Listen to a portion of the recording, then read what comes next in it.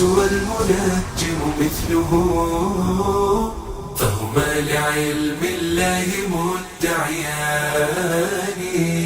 الأرض عند كليهما كروية، وهما بهذا القول مقترنان.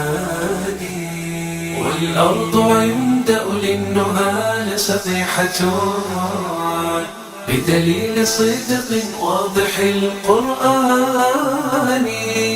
والله صيرها فراشا للورى، وبنى السماء بأحسن البنيان.